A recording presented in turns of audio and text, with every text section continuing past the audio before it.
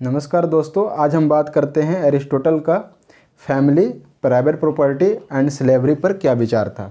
ठीक है, और इससे हम शुरुआत करते हैं एक स्टेटमेंट से। स्टेटमेंट है उनका, बोला जाता है एरिस्टोटल के बारे में, Aristotle was a spokesman of patriarchal society, institution of slavery and supremacy of Greeks. और ये एक क्वेश्चन के तौर पे भी आता है, आपको कमेंट करना है। तो ये क्वेश्चन आप दिमाग में बैठा लें, ताकि जैसे जैसे लेक्चर आगे बढ़ेगा आपको पता चल जाएगा कि ऐसा ये क्यों कहा गया है। ठीक है, अभी थोड़ा सा आप इस स्टेटमेंट को देख लें, स्क्रीनशॉट लेके रख लें। तो देखिए कि इनका विचार क्या है फैमिली पर। फैमिली के बारे में इन्होंने क्या बोला, तो ये बताते हैं इनको first institution for the good life. ये बताते हैं first institution to provide good life. आप साथ साथ लिख भी सकते हैं कि फैमिली को इन्होंने बताया कि family is the first institution. और हमने पिछले क्लास में भी देखा था कि फैमिली कैसे फर्स्ट इंस्टीट्यूशन है, क्योंकि आपको ये डायग्राम याद होगा कि ये पहले इंडिविजुअल में मैन और वीमेन आते थे, और साथ में उन्होंने क्या किया था, निर्माण फैमिली का। और उसके बाद फिर क्या हुआ था, ये विलेज कम्युनिटी फॉर्म हुआ था, और फाइनली विलेज कम्युनिटी से हम लोग स्टेट की तरफ गए थे। यही हुआ था, ये फिगर आपको याद होगा पिछले क्लास से। और हमने देखा था कि कुछ जो क्वालिटीज़ है जो आदमी की डेवलप होती है वो फैमिली में होती है। उसके बाद फिर कुछ फैकल्टीज़ जो है आपके विलेज में कम्युनिटी में डेवलप होंगे, और फाइनली जो आदमी का एक ब्रॉडर पर्सपेक्ट आता है वो कहाँ पे आता है, स्टेट में आता है। और हमने देखा था कि कैसे वर्चुअस है फैमिली, उसके बाद विलेज और स्टेट किस किस तरीके से आपकी ज़रूरतों को वो पूरा कर रहा है। ठीक है, सारी ज़रूरतों को पूरा फैमिली और विलेज नहीं कर पाते, इसलिए क्या हुआ था, स्टेट की फॉर्मेशन हुई थी। आप पिछले लेक्चर में जाके देख सकते हैं, इसे डिटेल से पढ़ सकते हैं।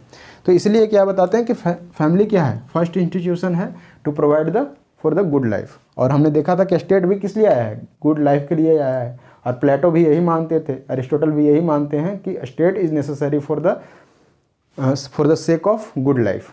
ठीक है, और ये बताया था उन्होंने कि एनिमल जो है वो सिर्फ सीख करता है किसकी, सर्वाइवल की, लेकिन जो ह्यूमन बीइंग है उसको क्या चाहिए, गुड लाइफ चाहिए। इसीलिए हमने स्टेट, फैमिली, विलेज ये सब का फॉर्मेशन किया है।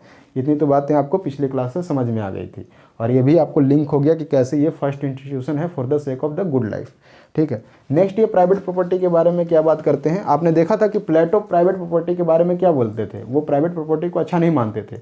और उन्होंने क्या किया था, प्लेटो ने, अकॉर्डिंग टू प्लेटो, कि guardian class with in the ruling class क्या होना चाहिए, उसमें जो कॉमन ऑनरशिप होना चाहिए प्रॉपर्टी की, उसमें कोई एक पार्टिकुलर व्यक्ति की प्रॉपर्टी नहीं थी। और उसमें कम्युनिज्म ऑफ हम लोग बोलते हैं गार्डियन क्लास। ठीक है, और वहाँ पे सिर्फ और सिर्फ जो ट्रेडर्स क्लास है उसको छूट थी कि वो प्रॉपर्टी एक्वायर कर सकता है, क्योंकि उसमें डिज़ायर ज़्यादा था। ये प्लेटो वाले लेक्चर्स में आप जाकर देख सकते हैं। ठीक है, यहाँ पर ये प्राइवेट प्रॉपर्टी को क्या मानते हैं, ये अच्छा मानते हैं। ठीक, प्राइवेट प्रॉपर्टी को ये अच्छा मानते हैं। सबसे पहले तो हम लोग क्या डिस्कस कर रहे हैं, फैमिली के बारे में। उसके बाद ये फैमिली को और क्या देखते हैं कि ये उस समय हाउस होल्ड जो वर्क था वो ज़्यादा प्रिवलेंट था कि कहाँ पे, ग्रीक में। ठीक है, ग्रीक में क्या था कि हाउस होल्ड वर्क्स ज़्यादा प्रिवलेंट था, और यही मेन था क्या, इकोनॉमी का बेस था, बेस हुआ करता था। और इसी हाउस होल्ड मैनेजमेंट के लिए चीज़ें क्या क्या ज़रूरी थी, फैमिली, ठीक है, प्रॉपर्टी एंड स्लेव, जो कि हम आगे भी देखेंगे जैसे जैसे प्रॉपर्टी और स्लेव की बारे में बात करेंगे।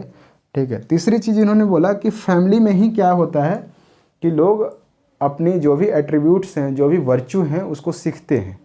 कैसे कि आदमी जब शुरुआत में फैमिली में आता है, बच्चा पैदा होता है, तो अपने वो माँ बाप से, अपने सगे संबंधियों से, अपने चाचा ताऊ जो भी हैं उनसे ही तो वो संस्कार सीखता है, अपने डिसिप्लिन एक सीखता है, और देखता है कि कैसे आदमी रिलेट करता है एक दूसरे से।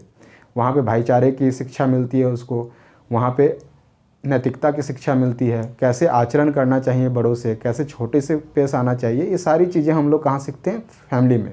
इसीलिए फैमिली को इन्होंने क्या बोला, क्रेडल ऑफ वर्च्यू। यानी कि क्रेडल का मतलब क्या होता है, क्रेडल का मतलब होता है पालना, क्रेडल ऑफ वर्च्यू। ठीक है, तो ये हम लोग कहाँ सीखते हैं, सब फैमिली से सीखते हैं। तो इन्होंने भी फैमिली के बारे में यही बात कही। ठीक है, नेक्स्ट हम देखते हैं प्राइवेट प्रॉपर्टी के बारे में इन्होंने क्या बोला। तो प्राइवेट प्रॉपर्टी क्या है, according to Aristotle private property is also a virtue. ठीक है, प्राइवेट प्रॉपर्टी कोई ख़राब चीज़ नहीं है। ये अपने जब हमने देखा था कि प्लेटो की जो हम क्रिटिसिज्म कर रहे थे, उसमें एरिस्टोटल क्या बोलते हैं, एरिस्टोटल बोलते हैं कि his master was totally fail to understand the virtue of private property.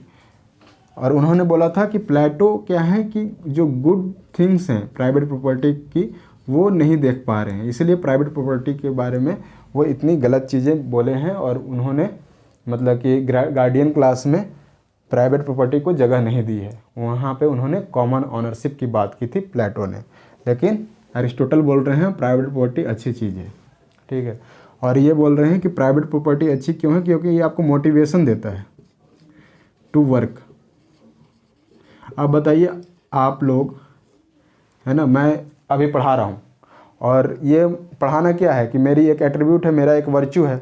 और जो आप लोग के तरफ से जो सब्सक्रिप्शन आता है, जब आप सब्सक्राइब करते हो चैनल या फिर लाइक करते हो या कमेंट करते हो, तो यही मेरी वो क्या है, एक ऑनरशिप है, प्रॉपर्टी है।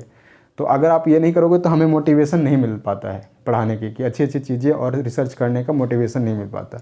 इसी चीज़ के बारे में बात कर रहे हैं, कौन, एरिस्टोटल बात कर रहे हैं कि अगर लोगों को प्राइवेट प्रॉपर्टी नहीं मिले, ऑनरशिप नहीं मिले, तो वो काम ढंग से नहीं करेंगे। ठीक है, उन्हें एक मोटिवेशन मिलता है प्राइवेट प्रॉपर्टी के रूप में कि वो आगे काम करते रहें। दूसरी बात तो ये भी कहते हैं ना कि प्राइवेट प्रॉपर्टी क्या है, एविडेंस है कि आपने अच्छा से काम किया है। देखते हैं कि अगर आप कहीं पे काम करते होंगे या फिर अपने फैमिली में भी देख सकते हैं कि जो एम्प्लॉय अच्छा काम करता है, उसमें जो कंपनीज़ में वो काम करते हैं, तो वहाँ पे उनको कुछ बेनिफिट्स भी मिलते हैं, कुछ एक्स्ट्रा उनको रिवार्ड भी दिया जाता है। जैसे कि हमारे गवर्नमेंट में भी अगर कोई ऑफिसर अच्छा काम किया है तो उसको रिवार्ड भी मिलता है। वो रिवार्ड किसी भी तौर पे हो सकता है, चाहे उनको मेडल मिल जाए या कुछ धनराशि मिल जाए। तो ये सब क्या है, एक एविडेंस है कि आपने अच्छा काम किया है, एविडेंस ऑफ वर्क। और एक आपके वर्क को सराहा जाता है। ठीक है, यही तो है कि आपको मंथ के लास्ट में क्या मिलता है, आपको तनख्वाह मिलती है और आप फिर से रिफ्रेश होते हैं काम करने के लिए। तो ये सब बारे में बात करते हैं। प्राइवेट प्रॉपर्टी के बारे में कौन बात कर रहे हैं, एरिस्टोटल। नेक्स्ट ये बात करते हैं कि प्राइवेट प्रॉपर्टी से जेनरसिटी भी आती है, जेनरोसिटी, हॉस्पिटैलिटी, रिलेशन बनता है, फ्रेंडशिप। आप देखे होंगे कि जब आपके पॉकेट में ज़्यादा पैसा होगा ना, तो 2-4 को दोस्त आके आपके इर्द गिर्द घूमने लगेगा कि चलो ना यार कि कहीं पार्टी वार्टी करते हैं, कहीं पे कैंटीन में जाते हैं। तो फ्रेंडशिप भी आपको कहाँ से मिल रही है, यहाँ से मिल रही है। अफेक्शन भी बढ़ता है, ये बोलते हैं प्राइवेट प्रॉपर्टी से। कैसे, एक पर एक करके हम लोग इसको देखते हैं। तो हॉस्पिटैलिटी क्या है, चैरिटी जैसे आप लोग करते हैं। तो अगर आपके पास खुद ही पैसा नहीं होगा तो आप कहाँ दान दे पाओगे। अगर मान लीजिए कि अभी आप स्टूडेंट लाइफ में हैं, आपके पास उतने पैसे नहीं हैं, अगर कोई मतलब कि कोई भी आकर आउट ऑफ अफेक्शन या फिर किसी मदद जिसको ज़रूरत होगी, तो वो आकर अगर आपसे मांगेगा तो आप उसे ढंग से उसकी चैरिटी नहीं कर सकते, उसकी ढंग से सेवा भी नहीं कर सकते। आपके पास जेनरसिटी आती है, आप समाज में स्टेबिलिटी बना के रखना चाहते हो अगर आपके पास प्रॉपर्टी है।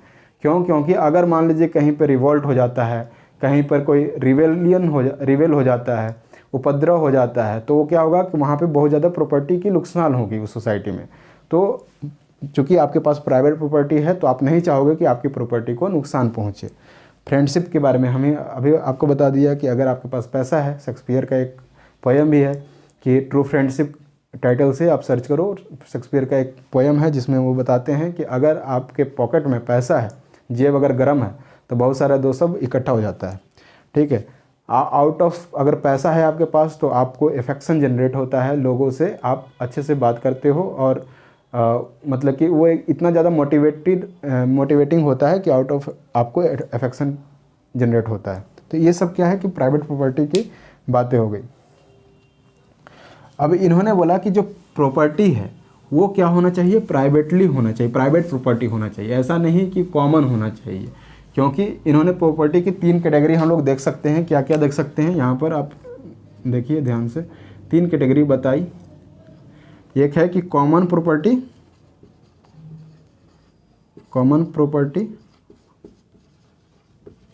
And common use, right. दूसरा है common property individual use,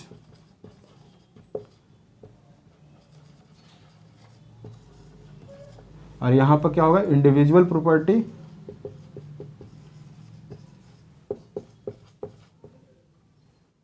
common use. ये 3 कैटेगरी बताई। अब ये 3 कैटेगरी में इन्होंने सबसे अच्छा जो बताया वो कौन सा है, वो 3rd नंबर पर है। कैसे, देखिए, अगर कॉमन प्रॉपर्टी कॉमन यूज अगर होगा तो आप जानते हैं कि उसका रख रखाव अच्छा से नहीं होगा, पीपल विल बी इग्नोरेंट। आप देखे होंगे कि अगर जो सरकारी दफ्तर हो गया, सरकारी शौचालय हो गया, अगर उसके एक कॉमन लोगों को, अगर कॉमन पीपल को उसकी जिम्मेदारी है कि आप इसको ढंग से बना के रखें, तो वहाँ पर आप देख सकते हैं कैसे उसकी दुर्गति होती है। ठीक है, उसके रख रखाव अच्छा से नहीं होता है। जबकि अब हम देखते हैं कि कॉमन प्रॉपर्टी इंडिविजुअल यूज, ये बोलते हैं ये तो इनजस्टिस हो जाएगा। कैसे कि अगर मान लीजिए कि सरकारी आवास है, सरकारी घर है, अगर उस पर जाके कोई एक प्राइवेट लोग जाके कब्जा कर लेगा तो बाकी लोगों के साथ इनजस्टिस तो होगा ना। इसलिए ये बोलते हैं कि ये तो प्रैक्टिकल भी नहीं है और ज़्यादा इनजस्टिस हो जाएगा ये, तो इसको भी ये ख़राब मानते हैं। लेकिन ये बोलते हैं कि अगर इंडिविजुअल प्रॉपर्टी है उसे कॉमन यूज के लिए ओपन करना चाहिए, क्योंकि सोसाइटी से ही आपने ये सारी चीज़ें अपनी प्रॉपर्टी बनाई है, तो you should pay back to the society, ये इसका फंडा है। ठीक है, यानी कि इंडिविजुअल आउट ऑफ जेनरोसिटी उसको क्या करना चाहिए, सोसाइटी को पे बैक करना चाहिए और कॉमन लोगों के लिए खोलना चाहिए। और चूंकि ये रख रखाव एक इंडिविजुअल कर रहा है, इसलिए उसका रख रखाव भी अच्छा होगा। तो इस तरह से सबसे बेस्ट प्रॉपर्टी ये मानते हैं इंडिविजुअल प्रॉपर्टी कॉमन यूज। ठीक है, 3 टाइप की कैटेगरी है, आप इसे स्क्रीनशॉट ले सकते हैं, इसको रिकॉर्ड कर सकते हैं। नेक्स्ट हमने प्राइवेट प्रॉपर्टी के बारे में बात कर ली, फैमिली के बारे में बात कर ली। अब हम बात करते हैं स्लेवरी, और स्लेवरी में ही हम बात करेंगे वीमेन के बारे में कि इनकी सोच वीमेन के बारे में क्या था। जो फेमिनिस्ट जो लोग हैं ना, वो अरिस्टोटल को बहुत ज़्यादा क्रिटिसाइज किए हैं। अभी आप देखोगे कि किस तरह से, तभी तो इनको बोला जा रहा है ना, Aristotle was the spoke man of patriarchal society. कैसे वो पेट्रियार्कल सोसाइटी को मेंटेन करना चाहते थे, वो देखिए आप यहाँ पे। तो यहाँ पर हम लोग देखते हैं वीमेन एंड स्लेव के बारे में ये क्या बोले हैं।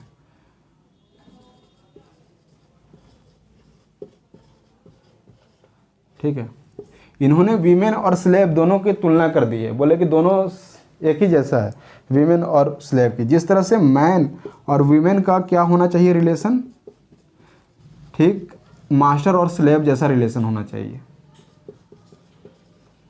मास्टर एंड स्लेव जैसा रिलेशन होना चाहिए मैन और वीमेन का। कि मैन क्या करे, वो कमांड करे, और वीमेन क्या करे, उसको चुपचाप ओबे करे, कोई बोल नहीं सकती वो।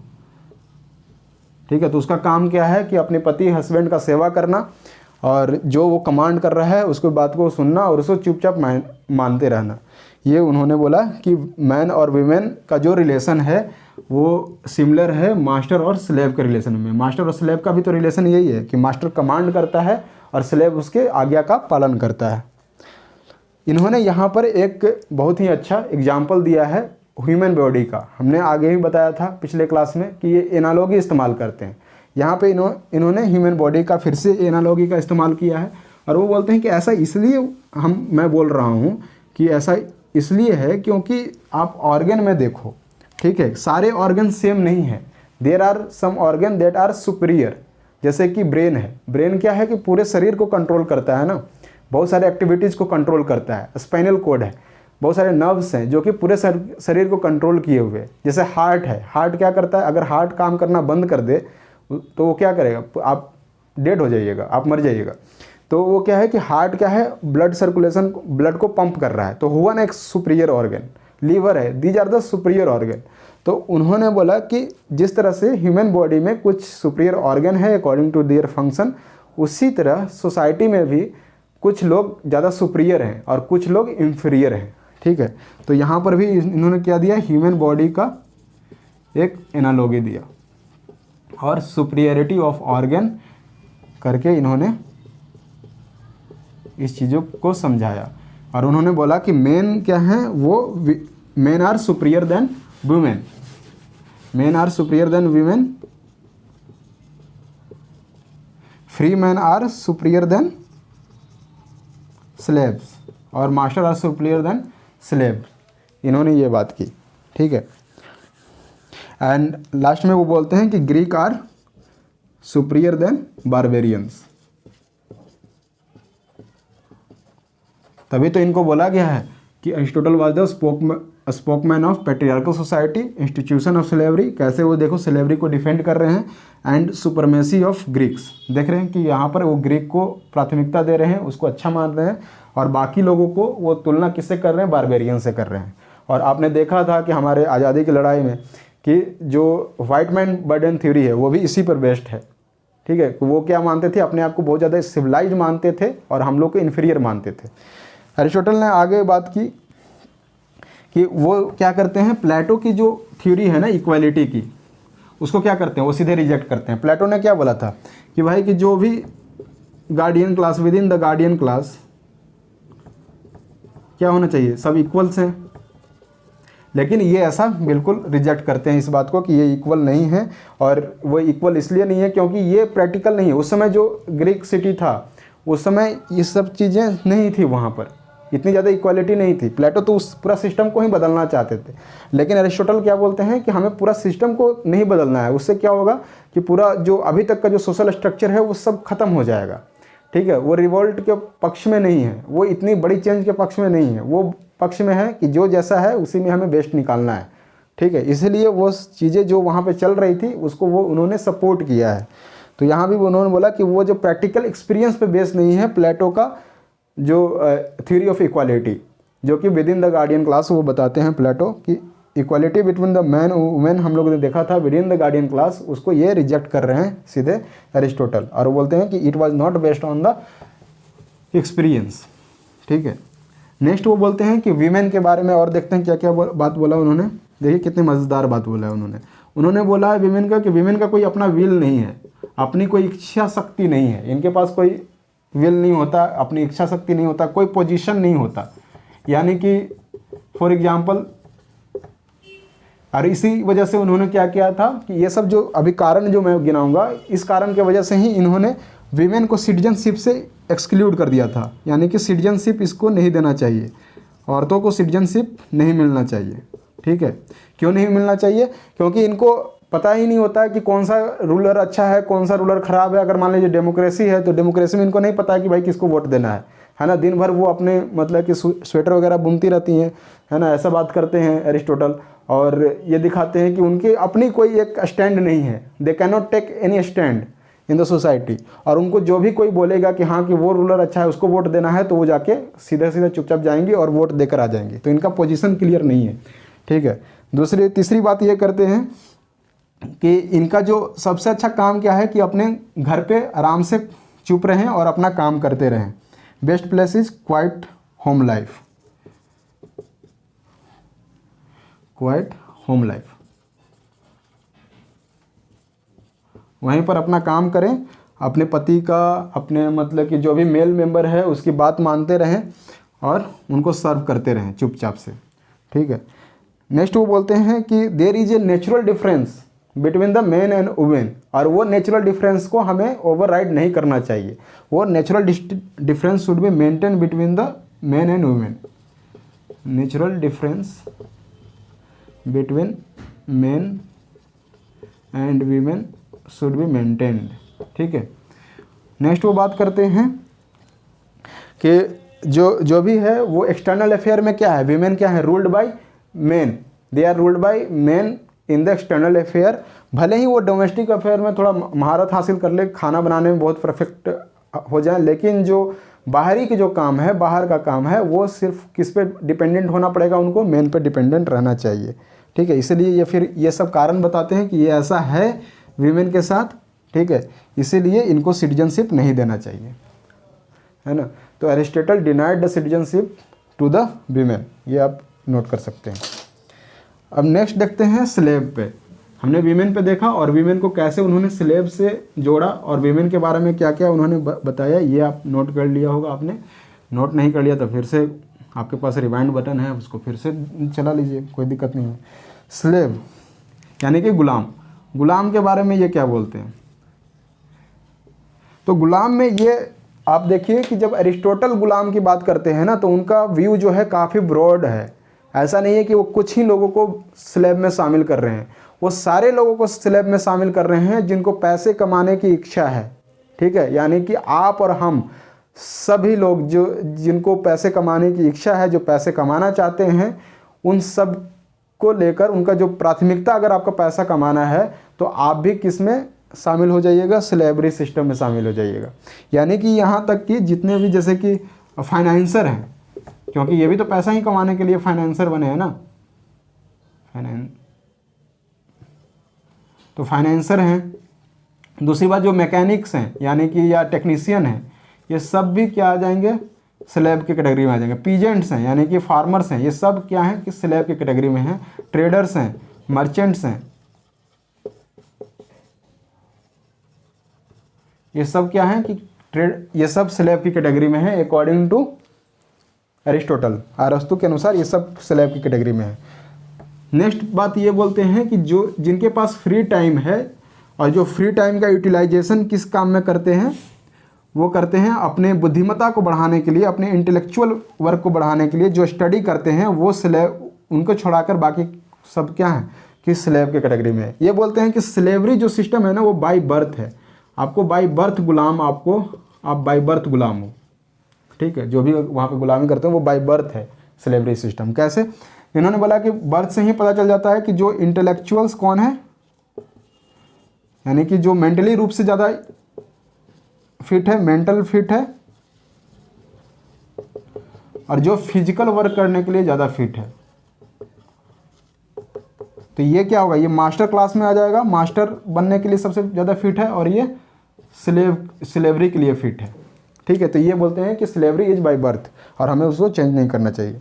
ठीक है, उसके बाद फिर ये क्या बोलते हैं, नेक्स्ट ये बात करते हैं स्लेवरी सिस्टम में ही कि स्लेवरी जो सिस्टम है ना वो दोनों के लिए अच्छा है, for the sake of master और किसके लिए, और स्लेव के लिए, दोनों के लिए अच्छा है। कैसे? मास्टर के लिए तो समझ में आता है कि उसको भाई काम नहीं करना पड़ रहा है, उसको अपना फिजिकल वर्क वो नहीं कर रहा है, उसके लिए स्लेव रखा है उसने, और वो क्या है कि स्लेव उसका सारा काम कर दे रहा है। लेकिन स्लेव के लिए स्लेवरी कैसे अच्छा है, तो देखिए ये क्वेश्चन भी आया हुआ है, आप ये क्वेश्चन को लिख सकते हैं। क्वेश्चन है slavery is natural and beneficial both for master and slave. ठीक है, natural and beneficial both for master and slave. तो ये बात करते हैं कि स्लेव जो है वो बेनिफिट उठाएगा, जो कि मास्टर का जो वर्च्यू है उससे उनको बेनिफिट मिलेगा काफ़ी स्लेव्स को। और इन्होंने हिदायत दी कि स्लेव को क्या है, ड्यूटीफुल होना चाहिए, और मास्टर को भी सलाह दी है कि मास्टर को क्या होना चाहिए, काइंड होना चाहिए टू द स्लेव, और अपना वर्च्यू जो है वो कुछ ना कुछ वर्च्यू ट्रांसफ़र करना चाहिए स्लेव को। ठीक है, स्लेव को इस तरह से उसको बेनिफिट मिलेगा स्लेव को।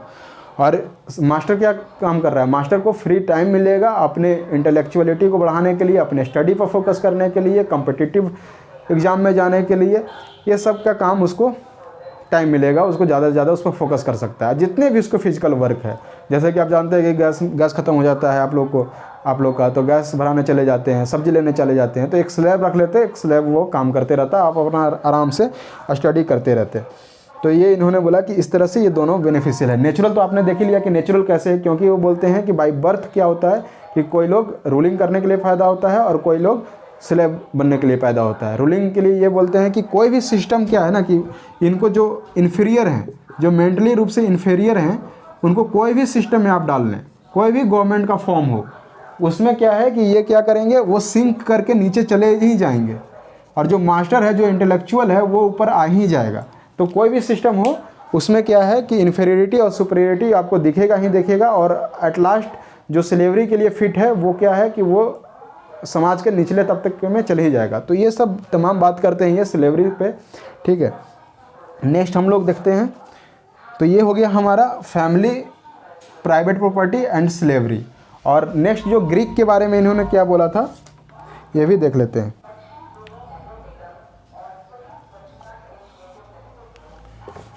इन्होंने बोला कि ग्रीक को छोड़कर बाकी लोग क्या हैं, वो बारबेरियंस हैं। ठीक है, ग्रीक में क्या है, ग्रीक लोग के पास इंटेलेक्चुअलिटी ज़्यादा है और बाकी जो सिविलाइजेशन उन्होंने बोला एलियंस जो हैं वो सब बारबेरियंस हैं, इसलिए आपने देखा था कि व्हाइट मैन बर्डन थ्योरी, मैंने पहले ही आपको बताया।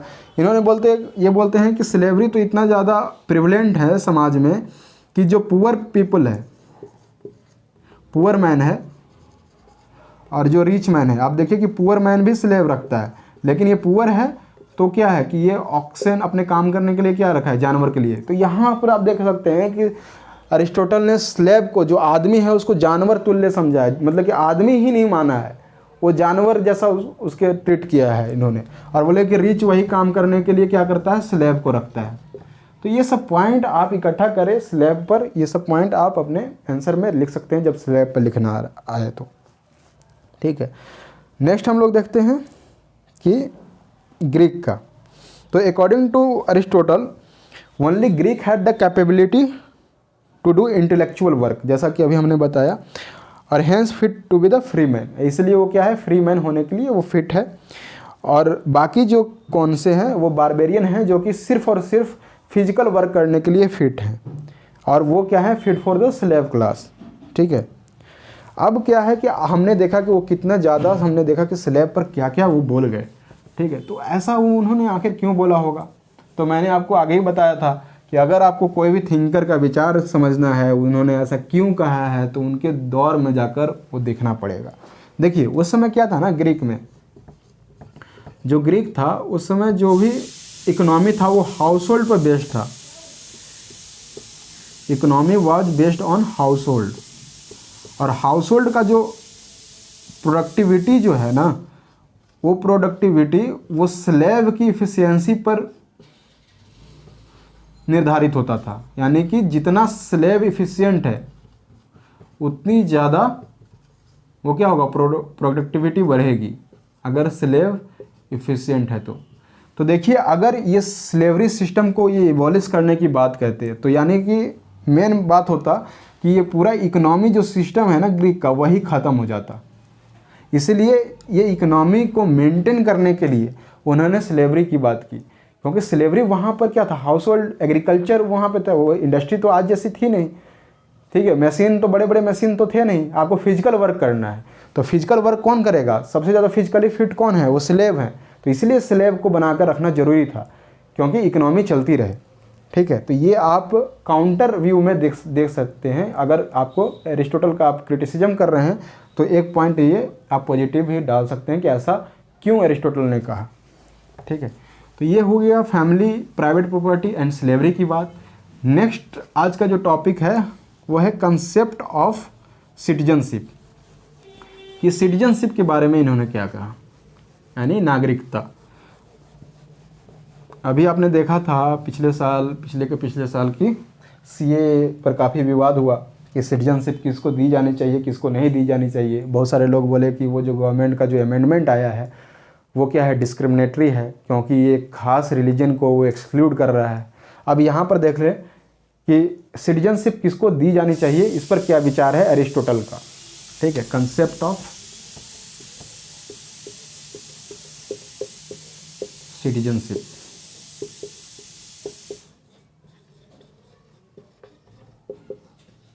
तो मॉडर्न एज में क्या है कि दो सबसे बड़ा कंसेप्ट है सिटीजनशिप का कि किस तरह से सिटीजनशिप देना चाहिए। दो डोमिनेंट आइडियोलॉजी है, एक है जस सोली और दूसरा है जस सैंगविन।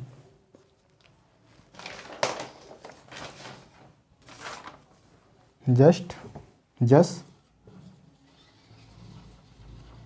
सैंगविनिस, इसका मतलब होता है बाय बर्थ। यानी कि कुछ कंट्रीज जो भी आज मॉडर्न एज में भी देखते हैं कि कुछ कंट्रीज क्या हैं कि बाय बर्थ अगर वहाँ पे कोई बच्चा पैदा हो गया, चाहे उसके पेरेंट्स कहीं के भी हो, अगर वहाँ पर कोई बच्चे ने जन्म लिया है तो बाय बर्थ वो वहाँ का सिटीजन हो जाएगा।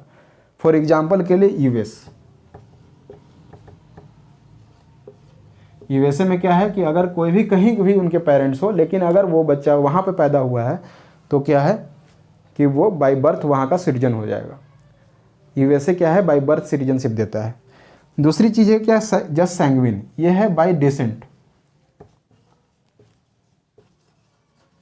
कहने का मतलब है, बाय डिसेंट का मतलब ये होता है कि अगर आपके पेरेंट्स, आपके ग्रैंडफादर्स अगर उस कंट्री में रह रहे हैं और आपने जन्म लिया वहाँ पे, या फिर जन्म कहीं भी लिया आपने, लेकिन अगर आपके वन ऑफ द पेरेंट्स अगर वो धरती के हैं तो क्या है कि आपको वहाँ पे की सिटीजनशिप मिल जाएगी। For example India, amendment citizenship amendment act 2003 में कहा गया कि सिर्फ बर्थ ही लेना ज़रूरी नहीं है कि आप उससे क्या है कि आपको सिटीजनशिप मिल जाएगा।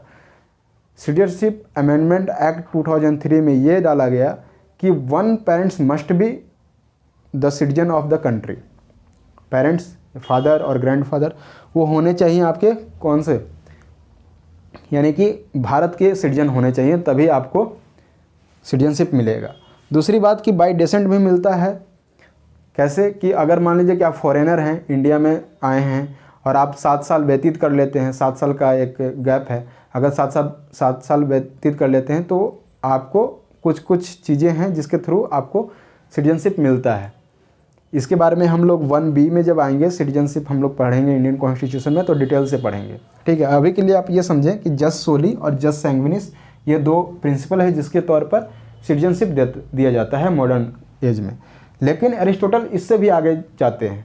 समझे कि ये 2 थ्योरी को भी ये डिमिनिश कर देते हैं और वो बोलते हैं कि ये दोनों बिहाफ भी मतलब कि क्राइटेरिया नहीं हो सकता सिटीजनशिप देने का। कोई अगर बाय बर्थ सिटीजनशिप नहीं दिया जा सकता है।